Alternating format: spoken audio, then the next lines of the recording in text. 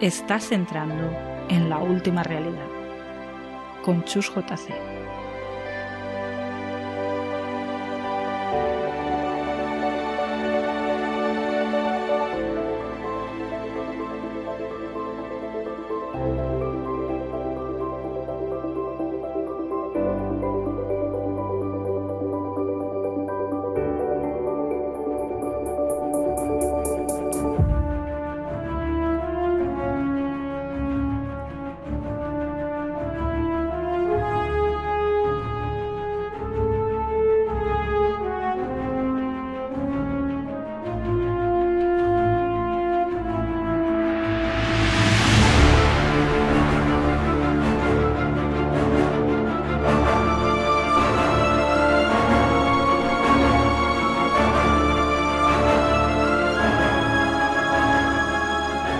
La mañana del viernes 9 de noviembre de 1888, en el barrio londinense de Whitechapel, fue hallado el cadáver de la joven Mary Jane Kelly.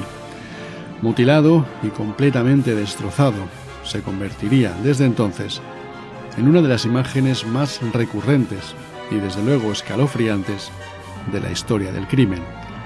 Fue, según afirman quienes han estudiado el caso, la última víctima de Jack el Destripador, autor, en poco más de 2 meses, del asesinato de 5 mujeres: Mary Ann Nichols, Annie Chapman, Elizabeth Stride, Catherine Eddowes y la propia Mary Jane. Se trata probablemente del asesino en serie más famoso de la historia. Sin embargo, su identidad a día de hoy sigue siendo una incógnita. A través del tiempo, la literatura, el cine, un descarado ánimo de lucro y, cómo no, un listado interminable de conjeturas e hipótesis, entre otros, han provocado que la leyenda se imponga frente a los escasos hechos comprobados. Hoy vamos a intentar arrojar un poco de claridad entre la espesa niebla que, como en aquel Londres victoriano, confunde realidad, ficción y leyenda, y para ello vamos a seguir los pasos de Gabriel Antonio Pombo, sin duda una de las personas que más tiempo y empeño ha invertido en subrayar las claves de este turbador enigma. Amigos, sed todos bienvenidos a la última realidad. Comenzamos.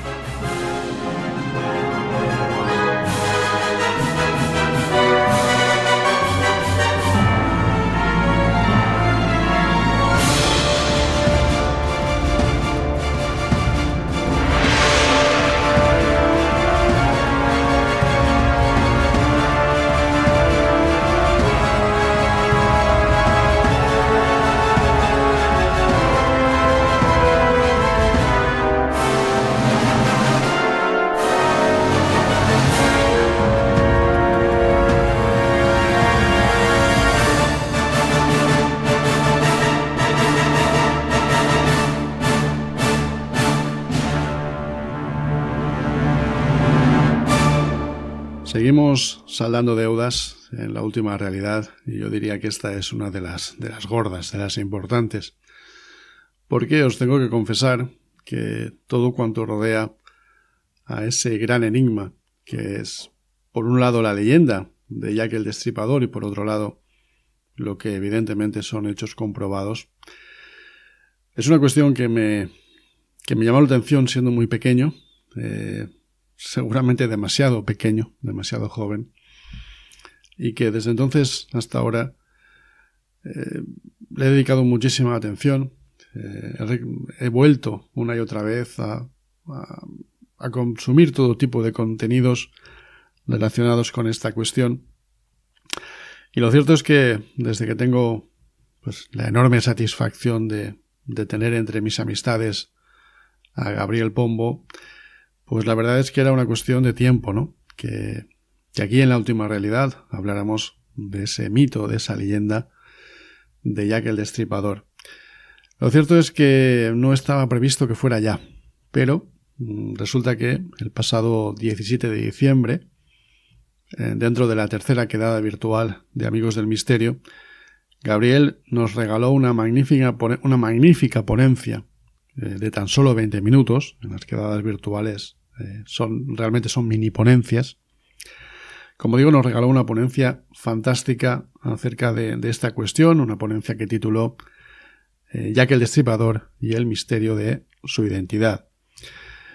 Pero además de eso, luego pudo responder a diferentes preguntas realizadas por los asistentes, y si juntamos la ponencia con las respuestas a esas preguntas, yo os confieso que después de haber analizado ese material, descubrí que había que hacer este programa, que había que recuperar ese material y recorrerlo, analizarlo, desmenuzarlo ordenadamente para ofreceros una visión de este asunto que os garantizo os va a aclarar muchas cosas y os va a ofrecer un punto de vista más que interesante.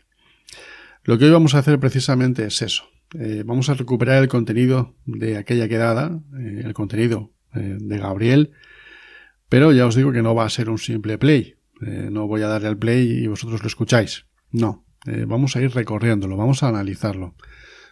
Como digo, se ha ordenado convenientemente para ofreceros una visión de este asunto que ya os adelanto que es un anticipo, es como un entrante de lo que vendrá después, porque Gabriel va a estar aquí en La Última Realidad. Hoy no lo vamos a tener en vivo, sí vamos a escucharlo, evidentemente, pero no lo vamos a tener en vivo. Pero en un futuro que yo creo que no va a ser muy lejano, sí vamos a poder contar con él para hablar de esta cuestión. También vamos a traerlo para hablar de otros expedientes, pero bueno, comenzaremos por el que sin duda es más conocido, que sin duda es mucho más mediático que ningún otro, que es el de ese Jack el Destripador. Os presento a Gabriel, aunque no lo tengamos hoy en vivo.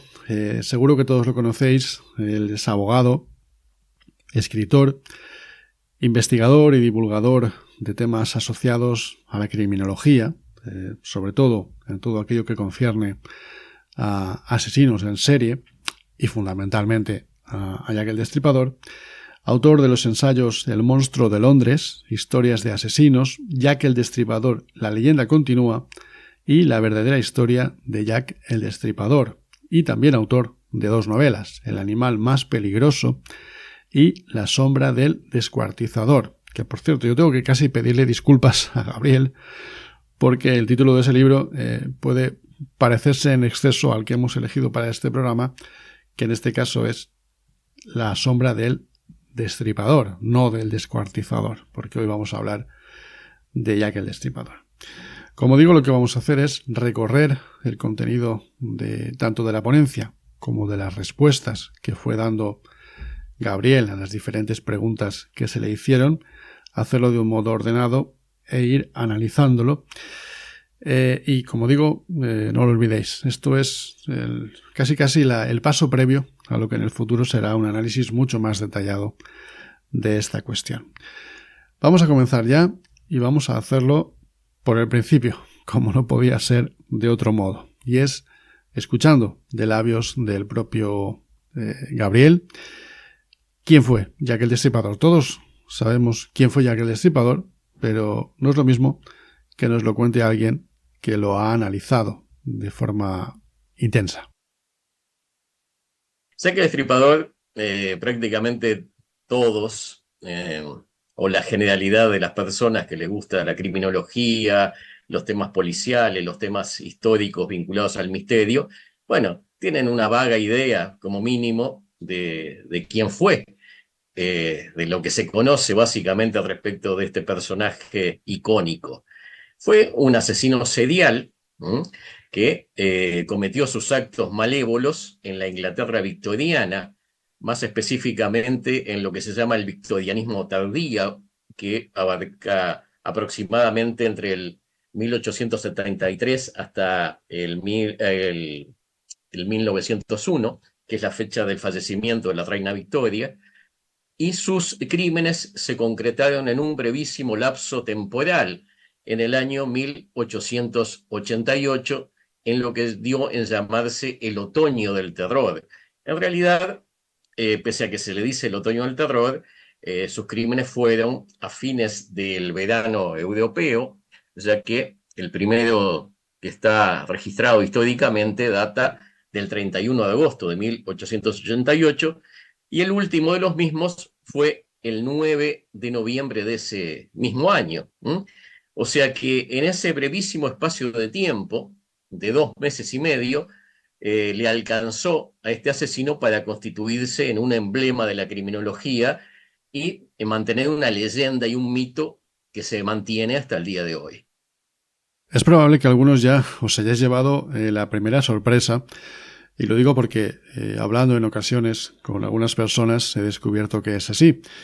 Y esa sorpresa no es otra que el hecho de que realmente si hacemos caso de esa clasificación que habla de 5 asesinatos canónicos, tal y como se suele decir, en realidad los asesinatos correspondientes a Jack el Destripador apenas duraron poco más de 2 meses, muy poquito, ¿no? Hay quien inconscientemente tiene la idea de que se prolongaron mucho más tiempo. Realmente no es así, insisto, si nos atenemos a esos 5 asesinatos canónicos. Es cierto que hay opiniones a ese respecto, pero eso lo vamos a abordar más adelante aquí, en este programa.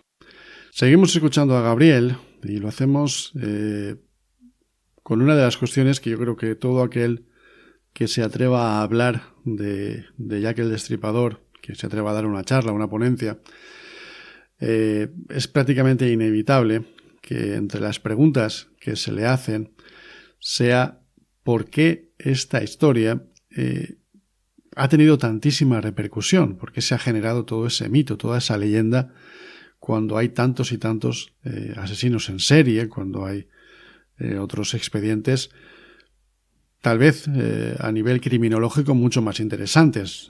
No lo sé, lo planteo así, pero es una pregunta que se les hace siempre. ¿Por qué esta fascinación por este personaje a pesar de que no sabemos quién es? Escuchamos a Gabriel. ¿Qué es lo que ha alimentado ese mito, esa emblemática leyenda? Básicamente el misterio, la incógnita de su identidad, el no saber quién fue este asesino. Porque si lo hubieran capturado, si se hubiera desenmascarado esa identidad, bueno, evidentemente la triste fama de sus crímenes hubiera descendido, se hubiera mantenido durante poco tiempo, pero al día de hoy, donde ya estamos pasados 135 años de aquellos luctuosos sucesos, se hubiera desaparecido o se hubiera amortiguado en gran medida. Y sin embargo, hoy en día no solo no ha desaparecido el interés en aquellos añejos crímenes, sino que se ha retroalimentado y pareciera no tener, digamos, fin el alcance de la difusión sobre los mismos. Si se hubiera sabido que era el carpintero John Smith, evidentemente el interés hubiera mermado muchísimo. El desconocer esa identidad, el no haber sido identificado nunca, este criminal, es lo que ha acrecentado su triste fama. Una de las cuestiones que da sentido a un programa como el de hoy es la intención de intentar separar aquello que corresponde a hechos comprobados, aquello que podemos afirmar sin ningún género de duda, y por otra parte todas las teorías, hipótesis, conjeturas que, como decía en la introducción, se han ido elaborando a lo largo de estos años, además y de forma muy, muy enlazada, toda la leyenda que ha caminado o que se ha generado alrededor de esta cuestión, donde evidentemente elementos como la literatura o el cine, entre otros, han tenido un peso enorme. Escuchamos a Gabriel abordando esta cuestión. Aquellos que hemos escrito sobre el personaje, la parte específicamente atinente a sus crímenes, a sus víctimas, a los desarrollos forenses que se hicieron, a la actuación de la prensa de la época, bueno, todos los elementos que son propios del caso en sí mismo se pueden compendiar en no más de 40 o 50 páginas, y el resto de un libro que tenga un volumen de 300 páginas, como han sido algunos de mis ensayos sobre el tema, bueno, básicamente un 60 o un 70% es el desarrollo de las distintas teorías o hipótesis que se han verificado respecto de la posible y eventual identidad. Se ha creado una verdadera industria, por ejemplo, en Londres hay tours, hay guías turísticos que viven y viven bien de llevar a los distintos turistas interesados, a extranjeros de todo el mundo, a los lugares donde se cometieron aquellos desmanes y al dar su opinión y todo el anecdotario propio de la historia de Jack el Destripador. Y ni que hablar la gran proliferación de obras teatrales, cinematográficas y, por supuesto, libros tanto de no ficción como de ficción, ¿verdad? Novelas sobre este caso. Si os pregunto qué imagen ha venido a vuestra mente cuando habéis descubierto que hoy íbamos a dedicar el programa a Jack el Destripador, o simplemente qué imagen se dibuja en vuestra mente cada vez que escucháis esas tres palabras, Jack el Destripador, con toda probabilidad todos y cada uno de vosotros dibujaréis en vuestra mente imágenes muy parecidas. También, respecto a eso, tiene algo que decir Gabriel. Hay una imagen que todos tenemos en el inconsciente colectivo de cómo sería este personaje y que tiene que ver con un elegante caballero de galera, de bastón. Pero sin embargo, esta imagen que nos legó el cine, el teatro, que los medios de difusión han dado sobre Jack el Destripador, evidentemente no es cierta, no puede serlo. Pensemos simplemente que si un individuo de estas características hubiera andado por el paupérrimo distrito de Whitechapel, que es el distrito del este de Londres, donde en aquel otoño y en fines de verano de 1888 se perpetraron esos sangrientos asesinatos, bueno, evidentemente hubiera resaltado, para decirlo metafóricamente, como una mosca blanca, ¿verdad?, sobre un mantel negro.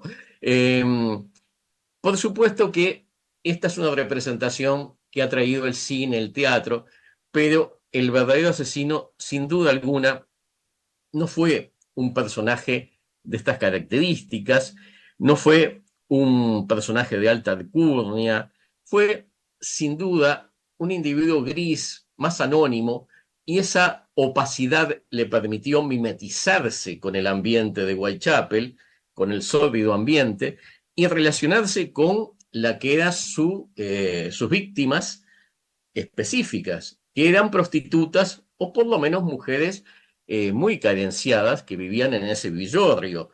Es evidente que si un personaje de estas características que bajara digamos, de un carruaje tirado por elegantes caballos y con un cochero que llevara adelante ese carruaje, se apersonara a estas misérrimas prostitutas, las mismas hubieran estado alertadas, más sabiendo que había un asesino que estaba perpetrando todo tipo de desaguisados, que estaba atacando a compañeras de oficio de ellas. Esta es la opinión, por ejemplo, de Robert Ressler, el gran criminólogo. También es la opinión de Canter, otro especialista en criminología. Y es una de las posiciones más aceptadas de que se trataba de un habitante de la zona. ¿Por qué? Porque conocía al dedillo el ámbito geográfico donde actuaba, al punto tal que pudo escapar de un cerco policial y parapolicial, porque no hay que olvidar que no solo la policía lo perseguía a este asesino, sino también los miembros del comité de vigilancia. O sea, él lograba asesinar también gracias a que las propias víctimas, de alguna manera y sin quererlo, por supuesto, lo llevaban a una zona donde era más fácil para el asesino salir impune. Los llevaban a recovecos, a callejones, para practicar el acto sexual y evidentemente no era del interés de este asesino el acto sexual, sino que era una excusa para ultimarlas a traición allí, en esos recovecos. Hay que decir que Gabriel ha estado en Whitechapel, ha estado en Londres, recorriendo esas calles, seguro que reproduciendo en su mente aquellos asesinatos, el modo en que fueron encontradas las víctimas y el lugar exacto. Y yo recuerdo que en la última conversación que tuvimos, estando físicamente con él, como sabéis, él es uruguayo, vive en Uruguay y, bueno, por fortuna viene con bastante frecuencia a España y tiene siempre la amabilidad de que podamos vernos. Y recuerdo que en esa última ocasión él nos explicaba cómo, estando en esas calles de Whitechapel, él tenía muy claro que era muy difícil para este individuo o para estos individuos poder escapar al cerco policial, no solo al cerco policial en sí, sino a ese comité de vigilancia del que luego también escucharemos hablar, no oficial, digamos, que también intentó capturar a este asesino. Él nos explicaba la enorme dificultad que debió tener para escabullirse y precisamente por eso hace referencia a que no pudo ser un personaje que destacara especialmente o que llamara mucho la atención. Vamos a hacer una primera pausa, pero antes vamos a escuchar de labios de Gabriel cuál fue la secuencia de crímenes. Lo va a hacer de forma muy breve, pero como vais a comprobar, muy eficaz. El primer asesinato reconocido se dio el 31 de agosto y luego siguió una retahíla frenética de crímenes. Ya el 8 de septiembre, la segunda víctima, Annie Chapman. Luego, el 30 de septiembre, se da lo que se conoce, y es una excepción total en criminología, como la noche del doble acontecimiento, donde un asesino serial perpetra en un lapso de entre 30 minutos y 45 minutos un doble crimen. Asesina a Elizabeth Stride, a la cual le corta el cuello, pero no logra eviscerarla, que era la obsesión que tenía este criminal, el llevarse órganos internos a modo de trofeo o souvenirs, y justamente el no poder cumplir ese frenesí criminal hace que ataque a otra prostituta llamada Catherine Dowes a menos de 1 kilómetro de la zona donde comete el primero de sus atentados, y agrede a esta mujer en la Plaza Mitre y se ensaña con la misma y comete una verdadera carnicería sobre la pobre víctima. Y posteriormente el último y más cruel de los asesinatos, que se da el 9 de noviembre, que es la única oportunidad donde el asesino ataca en una morada, en una pensión, en la habitación número 13 de la pensión de Miles Cours, donde Mary Jane Kelly, que además se da la característica de que era la más bonita y joven de sus víctimas, solamente tenía 25 años, era una irlandesa de ojos azules, de cabello entre castaño claro y algunos dicen que rojizo, bueno, pero sin duda era muy diferente a las otras víctimas.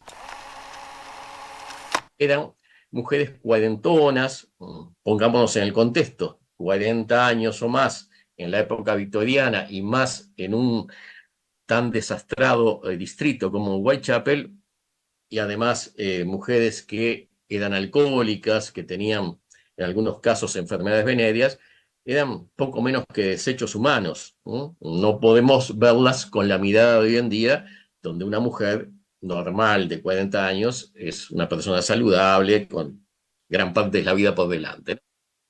Ahora sí, vamos a dar paso a la primera pausa. Inmediatamente después nos metemos a analizar una de las teorías que sin duda más arraigo ha tenido a lo largo de todos estos años.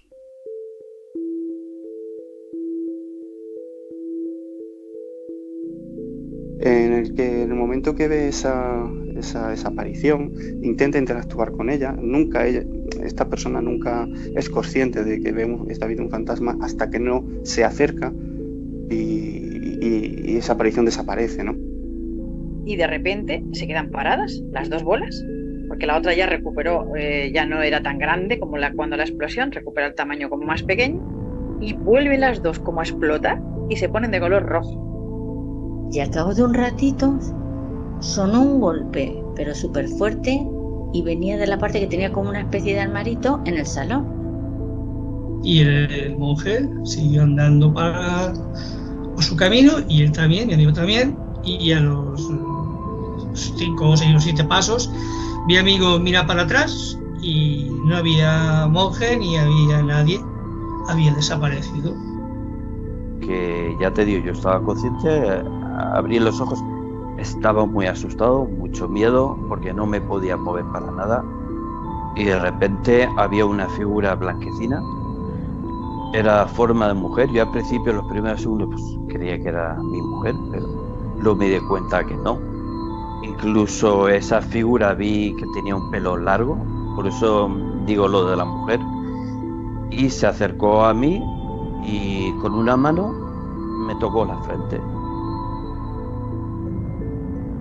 Estás escuchando La Última Realidad con Chus JC.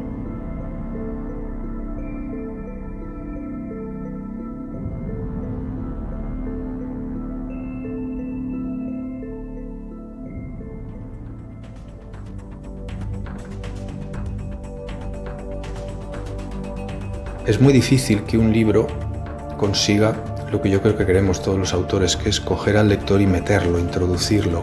Y eso es lo que consigue Chus JC con su libro Entre el pasado y el más allá. Os conducen hacia lo más oculto del ser humano, hacia un viaje en el que la realidad, el pasado, lo onírico, el presente, la aventura, se dan la mano. Tiene muchísimas cosas que reflexionar y te reafirman que hay mucho más allá. Más allá de su temática, del encuentro con lo extraño, del misterio, Entre el pasado y el más allá es un libro que todo el mundo debería leer, porque es un libro que habla de personas y con unos personajes con los que todos nos vamos a sentir identificados. Adquiere tu ejemplar enviando un mensaje a la dirección de correo electrónico recuerdos@finalescalera.com o al número de WhatsApp 623 004898.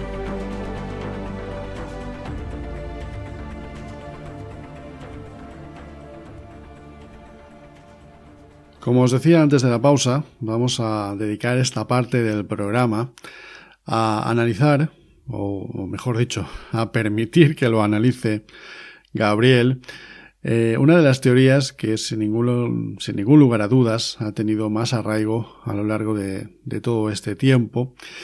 Luego de escuchar una serie de cortes en los que Gabriel nos va a exponer esta hipótesis, vamos a dar una pequeña vuelta de tuerca para seguir un poco en esa misma línea o con algo que tiene mucho que ver. Pero de momento vamos a ver cuál es esa teoría y vamos a ver qué opina Gabriel al respecto.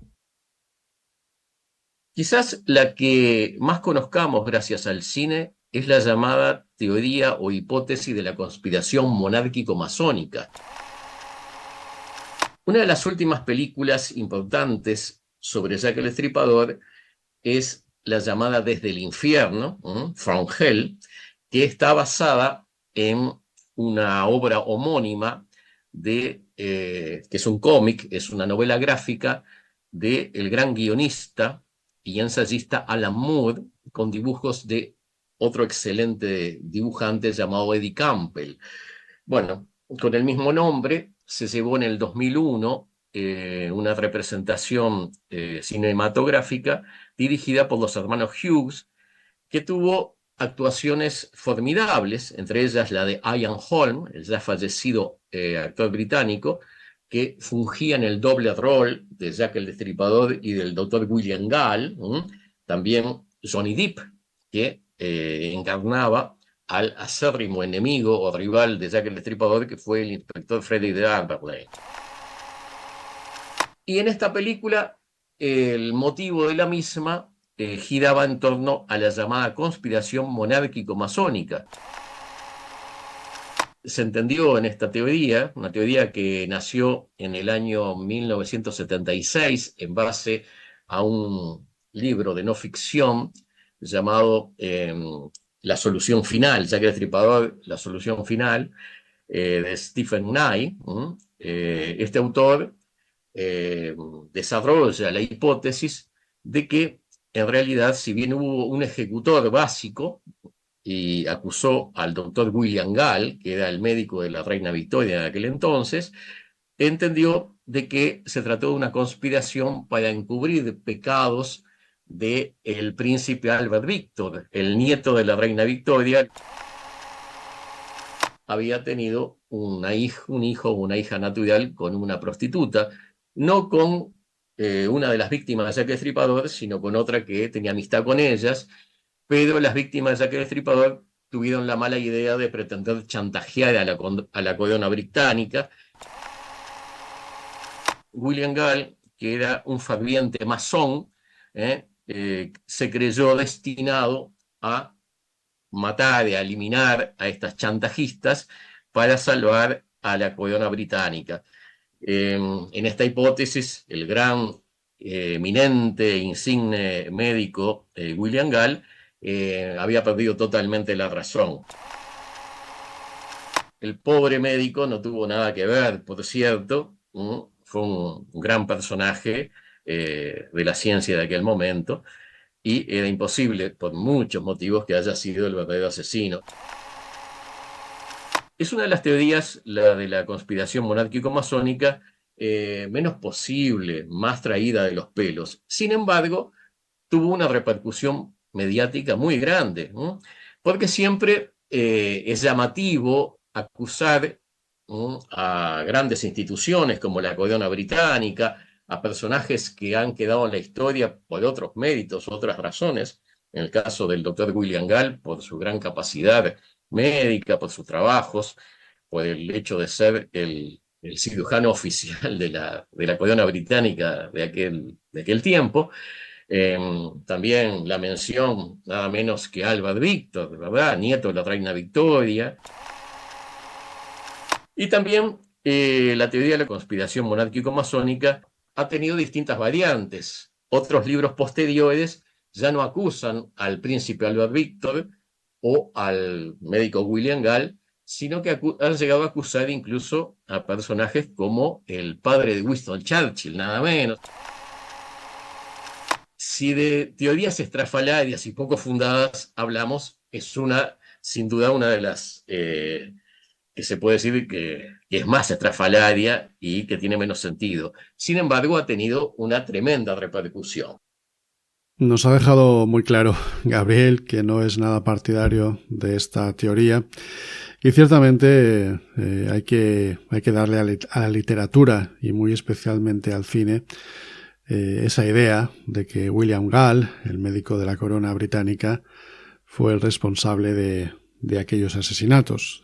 Creo que Gabriel no lo ha dicho, pero una de las razones por las que esta hipótesis no tiene ningún fundamento es la propia edad del médico, a quien difícilmente podemos verlo caminando por aquellas calles y ejecutando a estas víctimas.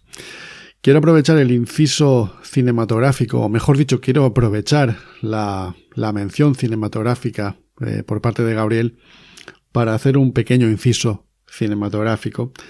Él ha hecho referencia a la película Desde el infierno, estrenada en el año 2001, dirigida por los hermanos Albert y Allen Hughes, inspirada, como él ha dicho, en la novela gráfica de Alan Moore y Eddie Campbell, y protagonizada por no cualesquiera actores, Johnny Depp, Ian Holm, Robbie Coltrane, entre otros, y la bellísima Heather Graham, que fue la encargada de encarnar a una muy ficticia Mary Jane Kelly.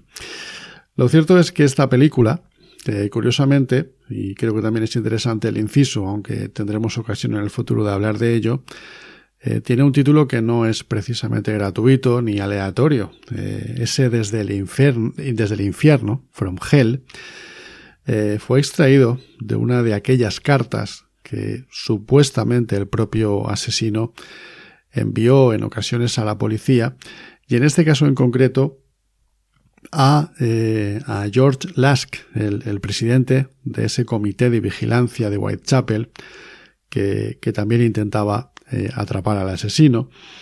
Y el encabezado de esa carta precisamente era ese, From Hell. Sobre si las diferentes cartas que existen realmente pertenecen al asesino o si fue la obra de graciosos, de gente que quería divertirse o tomar el pelo, pues precisamente esta es una de las que parece, y en este caso me pongo en manos de los que han estudiado el caso, parece que es una de las más fiables y curiosamente es una de las que no está firmada por otra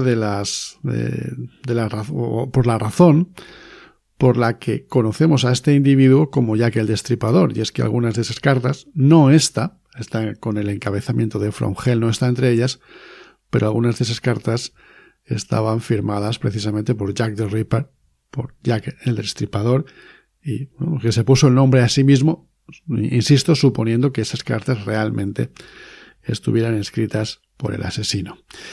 Yo en este inciso cinematográfico sabéis que se han hecho muchísimas películas, series acerca de esta cuestión. Yo tengo que reconocer y confesar que hay una a la que le tengo mucho cariño. Sé que no es una gran película, que es un producto más bien de no mucha calidad, pero a la que yo le tengo mucho cariño y que seguramente muchos conocéis, que es Estudio de Terror, estrenada en el año 1965, dirigida por James Hill, y en la que se mezcla a ese personaje legendario que es Jack el Destripador con un personaje abiertamente ficticio que no es ni nada más ni nada menos que Sherlock Holmes, ese personaje creado por Arthur Conan Doyle. Y la verdad es que ese recurso es muy lógico, y es que, si no me falla la memoria, Sherlock Holmes aparece en el año 1887, os estoy hablando de memoria, os recomiendo que lo comprobéis porque lo mío con las fechas no es mi mayor virtud, la verdad, pero creo que Estudio en Escarlata, que es la primera novela donde aparece Sherlock Holmes, se publicó en 1887, con lo cual es muy normal que un personaje tan representativo, tan icónico como es Sherlock Holmes y otro personaje como Jack el Destripador, pues en ocasiones se hayan juntado, ¿no? En esta película, en Estudio de Terror, pues efectivamente Sherlock Holmes es el encargado de intentar atrapar al asesino. No os voy a decir qué pasa al final, porque si no la habéis visto y os apetece verla. Otro dato curioso de esta película es que detrás del guión, o al menos detrás de la historia en la que está inspirado el guión de esta película, está nada más y nada menos que Adrian Conan Doyle, hijo del mismo Arthur Conan Doyle. Es decir, bueno, todo queda en familia, así que fue el hijo de Arthur Conan Doyle quien tuvo la idea de mezclar al personaje creado por su padre con Jack el Destripador. Seguramente muchos, al escuchar esta idea de Sherlock Holmes mezclado con Jack el Destripador, recordáis otra película que es Asesinato por Decreto, estrenada ya muchos años después, o unos cuantos años después, en 1979, dirigida por Bob Clark, donde Sherlock Holmes es interpretado por Christopher Plummer, y donde yo creo que destaca por encima de cualquier otro detalle la soberbia interpretación de quien se encargó de encarnar a Watson, a John Watson, que no fue otro que nada más y nada menos que James Mason. Otra de las curiosidades, y con ello finalizo, respecto a las películas que se han inspirado en este caso, está pues probablemente otra gran situación muy desconocida, y es que uno de los directores que dedicó una de sus películas a este tema fue nada más y nada menos que Alfred Hitchcock. Creo que, bueno, sobran las palabras, son palabras mayores cuando hablamos de cine. Y fue en el año 1927, hablamos todavía de cine mudo, en una película que el título original es The Lodger, A Story of the London Fog, y que, bueno, en España se estrenó con un título que a mí particularmente me parece más propio de una comedia que de una película de misterio o de intriga, como es el caso, y es El enemigo de las rubias. A mí de verdad que no me parece un título muy apropiado para una gran película. De hecho, los que entienden de estas cuestiones dicen que probablemente sea la primera gran película de Alfred Hitchcock, donde ya empezó a demostrar el gran genio que fue. Sabéis que se han hecho otras muchas películas, series. Probablemente muchos recordéis la miniserie protagonizada por Michael Caine. Bueno, podríamos dedicar un programa entero a todas las películas que se han hecho o que se han inspirado en este caso, y sobre todo comprobar cómo han sido cómplices de esas ideas no muy acertadas acerca del tema. Como he dicho anteriormente, esto no tiene, de esto no tiene la exclusiva Jack el Destripador, el cine que no deja de ser entretenimiento. No tiene como objetivo ser fiel a los hechos, y más en un caso como este donde no tenemos tampoco muy claros cuáles fueron los hechos, salvo que estemos hablando de un documental. Una película documental sí tendría esa función. También se han hecho muchísimos documentales acerca de este caso. Seguimos adelante con esa vuelta de tuerca que os anunciaba y que consiste precisamente en otro de los grandes clásicos, podríamos decir, que suelen surgir cuando hablamos de Jack el Destripador, y que enlazamos de algún modo con esa hipótesis, esa teoría monárquico-masónica que nos comentaba Gabriel, y es si realmente esa idea tan arraigada que seguramente muchos tenéis de que Jack el Destripador tuvo o bien que ser un médico o al menos tener conocimientos avanzados de medicina, si realmente eso es así o si hay más leyenda que realidad. Así es que vamos a abordar, o vamos a dejar que lo haga Gabriel en los próximos cortes. Yo suelo, en las charlas, en las conferencias que he dado, destacar la opinión del doctor Thomas Bohn, que probablemente haya sido el forense que fue un precursor, no solo en el ámbito estrictamente de la medicina, sino en lo que se llaman los perfiles criminales, que después, en la década del 70 y el 80 del pasado siglo, fue llevado adelante sobre todo por individuos de la gran categoría de Robert Ressler, de Roy Haserold, de John Douglas, que han sido también muy conocidos por la serial Mindhunter, o sea, mentes criminales, ¿no?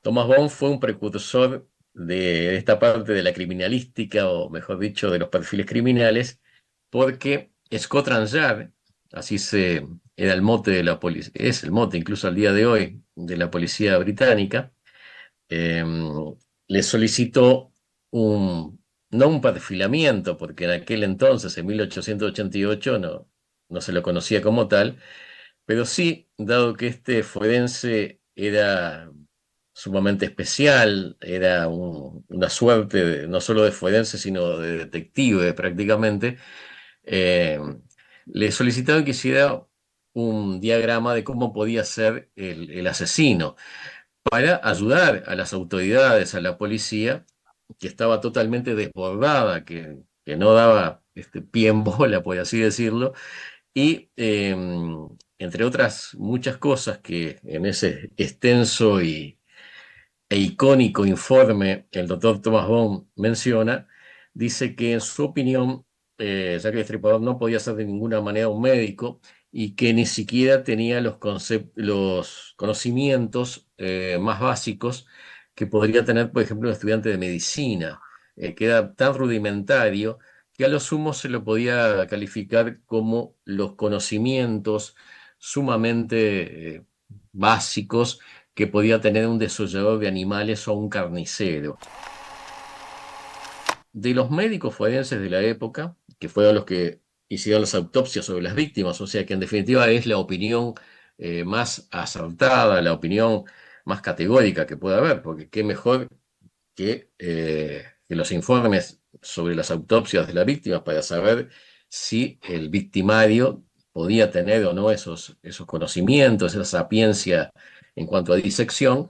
Solamente el médico Frederick Gordon Brown, que era el médico de la City, entendía de que, aunque no lo dijo explícitamente de que fuera un colega de él, sí estimaba de que tenía algún grado de sapiencia médica, porque hacía hincapié de que una de las víctimas, que fue Catherine Dowes, sobre la cual este médico Gordon Brown practicó la autopsia, se le había extraído un riñón en plena oscuridad y en un lapso muy breve de tiempo.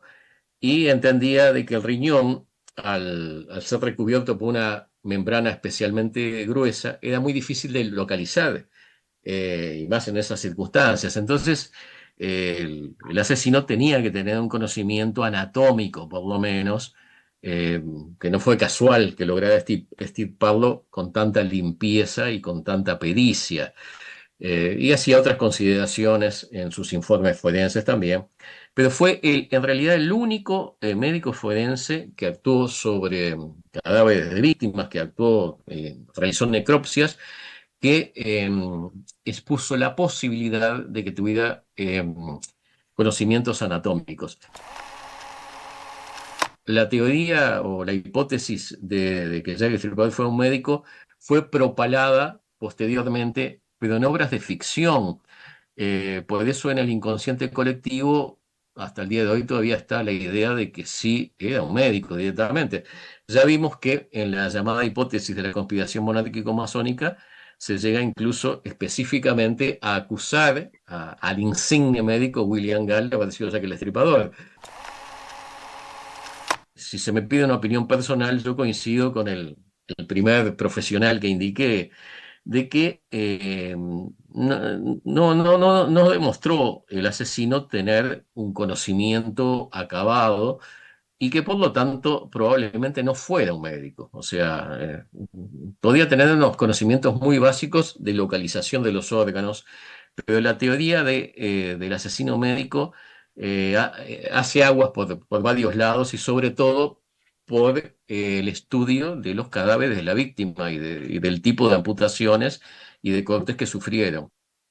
Queda clara la postura de Gabriel acerca de si el asesino fue o no un médico o si tenía o no esos conocimientos avanzados en medicina. Hacemos una segunda pausa antes de introducirnos ya en el tercer y último bloque del programa, en el que vamos a abordar diferentes cuestiones que nos van a servir para redondear este programa acerca de Jack el Destripador.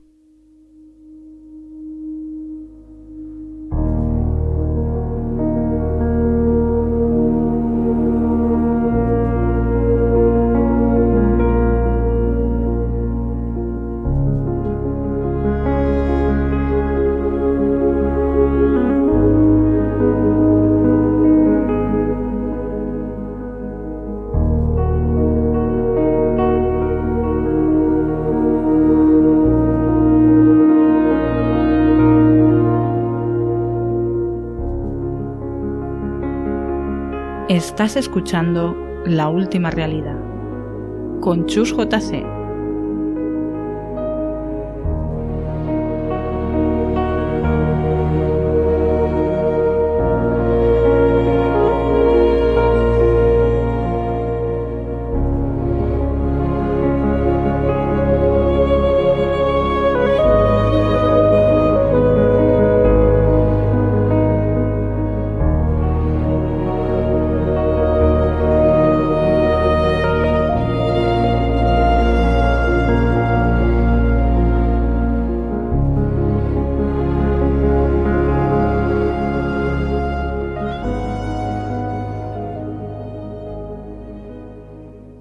Entramos en el tercer bloque y lo iniciamos con una de esas cuestiones que de vez en cuando sobrevuela también este caso, y es la pregunta de ¿pudo ser Jack el Destripador una mujer?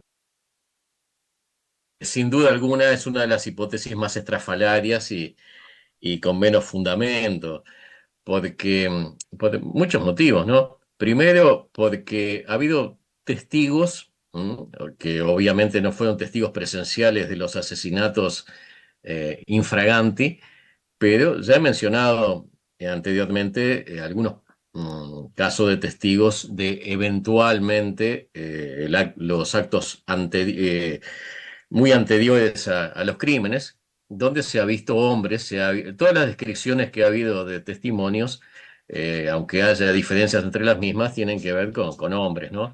Además, hay un tema de la fuerza física, porque se trataba de un individuo que sin duda tenía una fortaleza importante para asestar ese tipo de cortes, para extraer en la mayor de las penumbras vísceras y órganos. Es una de esas tantas hipótesis mediáticas, ¿no? Incluso hasta Arthur Conan Doyle la llegó a mencionar, ¿no? Arthur Conan Doyle, que creó obviamente al personaje ficticio de Sherlock Holmes, era una especie también de detective aficionado de la época y en su círculo íntimo desarrolló esa teoría, aunque nunca la expuso mediante un libro. Ha habido, sí, asesinas como Maddie Percy, por ejemplo, que algunos teóricos imputaron de que podría tener alguna vinculación por el sadismo de sus crímenes y porque fueron ejecutadas en tiempos concomitantes a los Jack el Destripador. Pero eso no abona en absoluto la verosimilitud de que una mujer hubiera sido el asesino. Probablemente os hayáis percatado de que Gabriel hace referencia a unos testimonios de los que supuestamente ya ha hablado antes, cuando en este programa no ha hablado todavía de esos testimonios. Bueno, ello se debe a que hemos reordenado el discurso de Gabriel, sobre todo en la parte correspondiente a las diferentes preguntas que se le hicieron, y por eso él hace referencia a unos testimonios que en realidad vais a escuchar a partir de ahora, en esta parte final del programa. Hablamos de 5 asesinatos, hablamos de esos 5 crímenes canónicos, pero lo cierto es que en el este de Londres y en un periodo más prolongado, que esos no llega a 2 meses y medio, se produjeron otros asesinatos, en algunos casos al menos muertes en extrañas circunstancias, que, como digo, salvo esos 5 considerados canónicos, no se cree, no se piensa que fueran obra del mismo asesino. Es una de esas preguntas también muy recurrentes. ¿Por qué estos 5 sí? ¿Por qué Marianne Nichols, Annie Chapman, Elizabeth Stride, Catherine Eddowes y Mary Jane Kelly sí, y por qué otras víctimas no? Vamos a escuchar en los siguientes cortes hablar a Gabriel de una cuestión sobre la que hay bastante consenso, aunque también hay que decir que no unanimidad. Escuchamos a Gabriel. Antes del 31 de agosto del 88 hubo crímenes similares a los cometidos posteriormente por Jack el Destripador, por los llamados crímenes canónicos, que son 5. El día de Pascua, el 3 de abril del 88, había sido asesinada Emma Smith. Pero Emma Smith probablemente fue víctima de un grupo de gamberros, de proxenetas de baja estofa, que atacaron a esta mujer. Incluso ella, cuando fue llevada a la enfermería de Whitechapel, mencionó que 3 individuos, de los cuales uno incluso era menor de edad, la agredieron. Es un poco desagradable decirlo, pero le introdujeron probablemente un palo de escoba en su vagina y murió por la peritonitis que le causó esa agresión, ¿no? Pero ella llegó a describir a los agresores y probablemente el motivo haya sido de que la pobre mujer no pagaba la cuota que estos miserables proxenetas le exigían a muchas de las prostitutas. Evidentemente, el modus operandi no coincide para nada con los demás asesinatos de Jack el Destripador. Lo mismo puede decirse de Martha Teibrand, una víctima anterior también, al 31 de agosto, que fue asesinada de 39 puñaladas. Incluso algunos cortes inciso-punzantes hacen pensar de que el criminal utilizó dos armas, y una de ellas pudo haber sido una bayoneta. Y esto es consistente con el hecho de que hay testigos de que esta víctima que era una prostituta de soldados, así se le decía, porque sus principales clientes eran soldados de la Torre de Londres. Bueno, unas pocas horas antes de encontrarse su cuerpo exánime y desangrado, había ido con uno de estos, con un soldado, aunque nunca se lo pudo identificar, y quizás un soldado ebrio o que haya tenido algún altercado con la prostituta, haya cometido ese crimen, que no tiene nada que ver con lo de Jack el Estripador, porque es un típico crimen impulsivo. Los crímenes adjudicados a Jack el Estripador, si bien tienen una gran crueldad, sí se muestra en ellos una frialdad más metódica, no un arranque de furia como evidentemente se verifica en el caso del asesinato de Martha Teibrand. Después del breve periodo donde se dan los 5 asesinatos clásicos de Jack el Estripador, hay otras víctimas que mueren de forma similar a las de Jack el Estripador, pero que los expertos entienden de que no tienen nada que ver con este elenco mortuorio. De entre esas muertes acaecidas en el este de Londres, en ese final del siglo XIX, hay un grupo de muertes que pertenecen a otro expediente conocido como el del descuartizador del Támesis, que algunos investigadores han querido vincular con Jack el Destripador y hasta incluso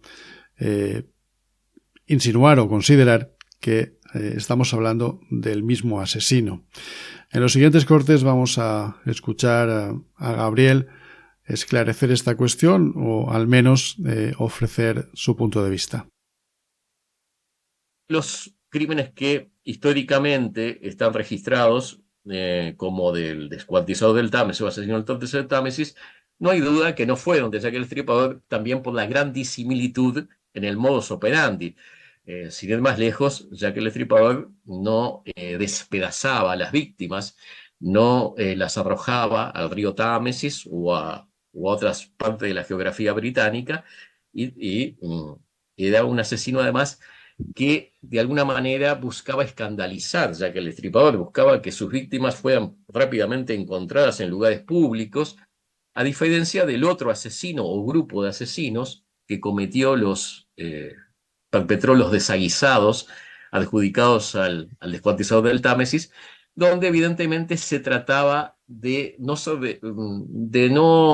levantar mucho revuelo público, ¿verdad? O sea, entre otras cosas, ese asesino o grupo de asesinos tomaba la precaución de que no apareciera la cabeza de la víctima, que era prácticamente en aquel tiempo donde la criminología y la criminalística estaba en pañales, era la única manera de poder identificar un cadáver. Por todos estos motivos había una gran disimilitud entre una serie de asesinatos y la otra serie de homicidios. Vamos a abordar ya una última cuestión, y no precisamente una cuestión menor. Se trata de una de las grandes incógnitas alrededor de este caso, y es si hablamos de un único asesino, de un grupo organizado, de un único asesino pero con cómplices. Es una cuestión fundamental para intentar resolver este, yo diría que irresoluble caso, donde hay diferentes opiniones, pero la que vamos a escuchar hoy, cómo no, es la de Gabriel. En la gran extensión de libros de no ficción donde se ha propuesto a un candidato, ha sido un candidato único, un lobo solitario, que como mínimo, o sea, como máximo, mejor dicho, tendría un cómplice que lo podía ayudar y hacer las veces de campana. Y hay algún apoyo histórico a esto. Por ejemplo, cuando el asesino Jack el Estripador comete el crimen de Liz Stride, que fue la única víctima que no fue eviscerada, que se le cortó el cuello, lo cual obviamente bastó para ultimar a la pobre mujer, pero da toda la sensación de que el asesino no cometió el acto de eviscerar el cadáver porque fue interrumpido por algún transeúnte, quizá por algún vigilante o algún integrante del comité de vigilancia de Whitechapel, que también estaba en pos de capturarlo, estaba haciendo un seguimiento. Y bueno, es muy posible que haya sido advertido por un cómplice que hacía las veces de campana, que le avisaba. En apoyo a esta posibilidad está la versión del judío húngaro Israel Eschiwar, el cual, si bien no depuso ante los sumarios judiciales, sí declaró ante dos medios de prensa de la época, el diario The Star, que sin duda alguna fue el periódico más sensacionalista y el que más aprovechó mediáticamente todo el fenómeno de estos crímenes de Jack el Destripador, y el Evening Post. Bueno, ante ambos periódicos, este testigo indicó de que él vio que estaban agrediendo a una mujer que después,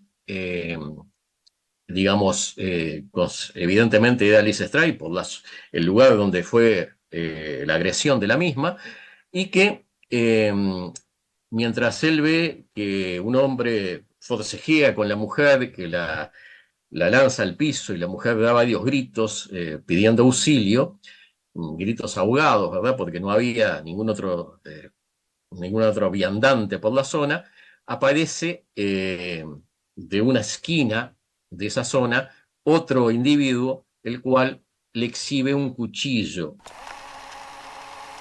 El primer periódico, el de Star, menciona de que el segundo individuo le exhibe un cuchillo para asustarlo, y de hecho lo asusta al punto tal de que el testigo Israel Eschiwar, en forma prudente, se aleja del lugar, ¿verdad?, de esta amenaza, y esa asustadiza prudencia es fatal para la pobre Lisa Stray, que termina degollada. Pero el segundo periódico indicó de que el cómplice, el presunto cómplice, extrajo una pipa. Bueno, ¿qué pasa? Que Israel Eschiwar apenas hablaba inglés, había llegado hacía 2 semanas a Inglaterra, y bueno, sus declaraciones podían ser tergiversadas. Lo cierto es que hay una versión que presentó un testigo fiable de que había 2 individuos en la escena del crimen. Y esto apoyaría la posibilidad de que Jack el Destripador tuviera un cómplice. Pero está todo en las brumas de la duda y de la incógnita propia de este inmenso misterio victoriano, de si fue uno solo, si tuvo cómplices o si fue un colectivo de asesinos que ejecutaban a las pobres víctimas. Espero y confío en que coincidáis conmigo en que este programa, como anticipo de ese o de esos que espero poder hacer en un futuro no muy lejano con Gabriel, no está nada mal. Yo creo que las cuestiones que hemos ido detallando a lo largo del programa y extrayendo de esa mañana del 17 de diciembre no están nada mal. Hemos puesto, yo creo que la atención en detalles muy importantes y, como no, siempre con esas explicaciones absolutamente magistrales del bueno de Gabriel. Vamos a finalizar, pero vamos a hacerlo con un último audio que yo creo que va a servir como colofón. Luego tendremos una última pausa y ya rematamos el programa. Algunos autores han puesto el foco de atención en el ADN, una teoría que también ha recorrido desde hace ya unos cuantos años la web. Habla de que hubo un chal supuestamente de una de las víctimas de Catherine Dowes, encontrado más de 100 años y que fue sometido a pruebas mitocondriales de ADN, y que ahí dieron de que se trataba de un sospechoso de la época llamado Aaron Kominsky. Bueno, es otra falacia, ¿no? No hay pruebas de ningún tipo. Y como suele pasar una y otra vez, los propulsores de esa teoría están basados en un interés mercantil de sacar un libro, ¿no? Que, por supuesto, si se sacara en Latinoamérica y mismo en España no tendría gran repercusión, pero en Inglaterra, con toda esta pompa mediática, un libro que anuncia con bombos y platillos que ha descubierto la identidad de este arcano criminológico imposible prácticamente descubrir de Jack el Destripador, obtiene pingües ganancias.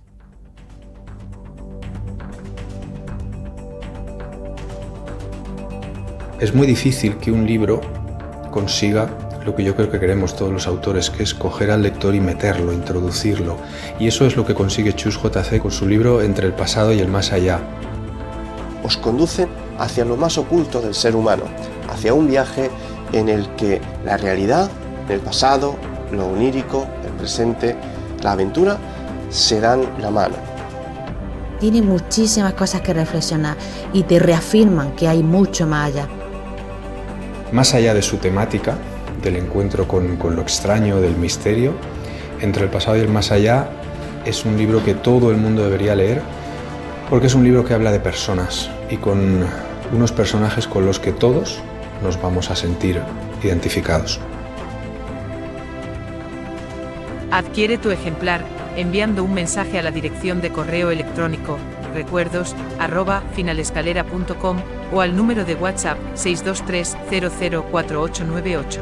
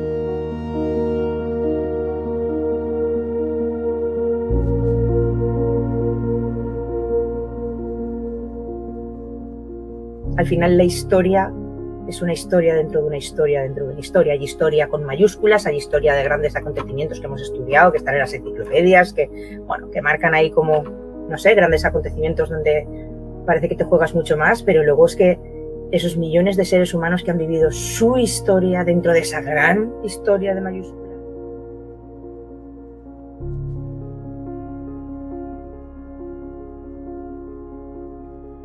Seguramente os estáis preguntando por qué de repente ha aparecido la voz de Ana Izquierdo, la amiga que nos acompañó en el programa anterior a ese titulado Trampantojos. ¿Por qué de repente ha aparecido su voz al final de este programa o como inicio de esta última reflexión?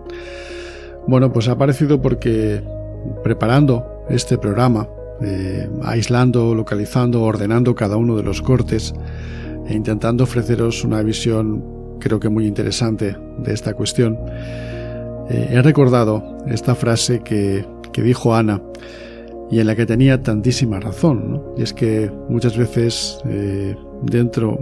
siempre dentro de las grandes historias hay otras muchas pequeñas historias, o quizá no tan pequeñas, pero que pertenecen solo a sus propietarios, ¿no? A esos millones de personas que en todo el mundo, a través de sus pequeñas historias, acaban conformando, creando las que luego trascienden, las que luego se convierten en libros, en películas o en la historia que se estudia en los colegios.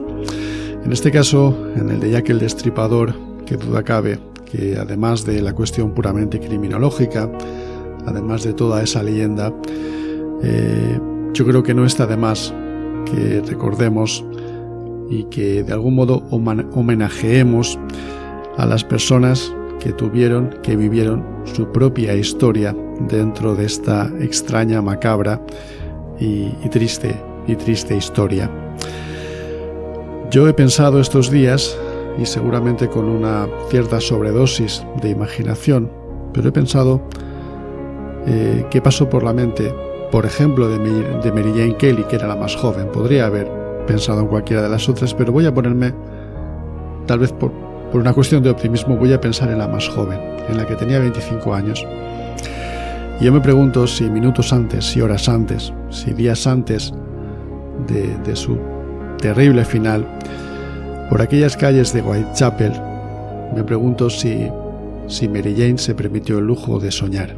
Me pregunto si se permitió el lujo de tener esperanza. Y yo estoy prácticamente convencido de que sí.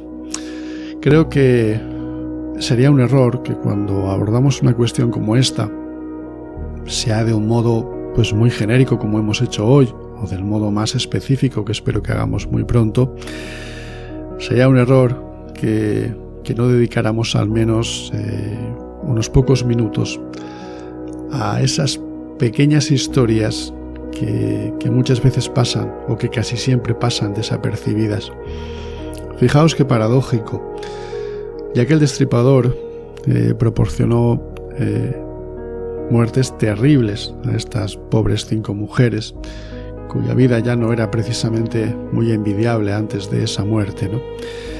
Pero dentro del desastre, dentro de lo terrible que es el caso y de lo absolutamente condenable, por supuesto, lo cierto es que les prestó un pequeño servicio, y fue el de ponerles nombre y apellido. Ponerles nombre y apellido y convertirlas en tristemente famosas. Una triste fama que no solo les repercute a ellas, sino que pone el foco, y así ha sido cada vez que diferentes investigadores, que diferentes divulgadores nos han llevado hasta ese final del siglo XIX, en esa zona de Londres, en Whitechapel. De algún modo ha servido para que no olvidemos la miseria, no olvidemos la tristeza, no olvidemos la desesperanza que con toda seguridad sacudió a aquellas gentes. De algún modo, regresar a Whitechapel, además de para analizar la cuestión puramente criminológica, tiene también que servir para no olvidar esas otras historias que ya no tienen que ver con la criminología, que ya no tienen que ver con la crónica de sucesos, sino que tienen que ver con el drama humano. Y yo creo que no está de más que dentro de esa gran historia, dentro de esa gran leyenda que fue y que es la de Jack el Destripador, tengamos ese momento para gritar a los 4 vientos la dignidad de esas víctimas.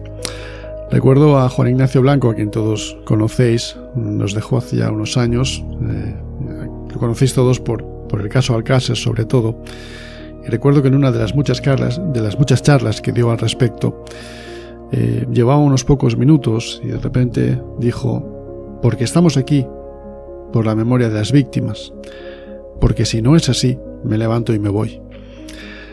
A mí me impresionó mucho aquel gesto de Juan Ignacio, y nunca lo he olvidado cada vez que me atrevo a meterme en uno de estos casos donde lo macabro, lo puramente técnico desde el punto de vista criminológico no es suficiente. Siempre hay que mirar a los ojos a las víctimas, y sobre todo hay que intentar, aunque sea prácticamente imposible, hay que intentar por un momento colocarse bajo la piel de aquellas mujeres.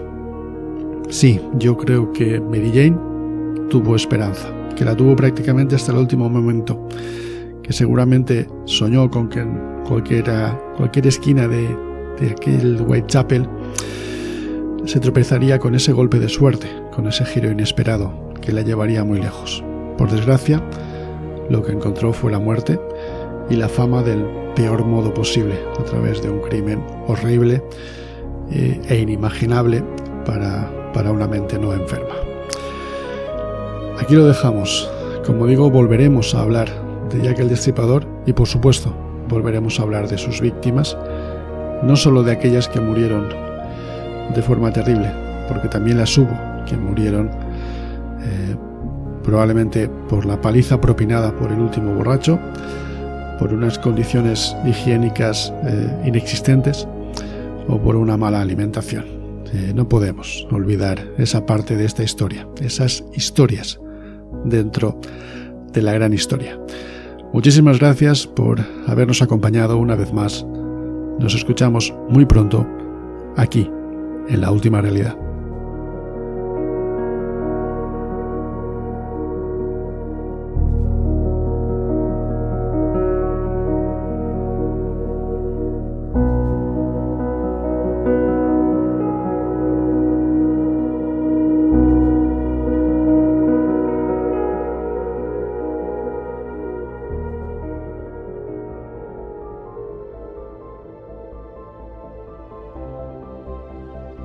Has escuchado La Última Realidad, un espacio de Al Final de la Escalera.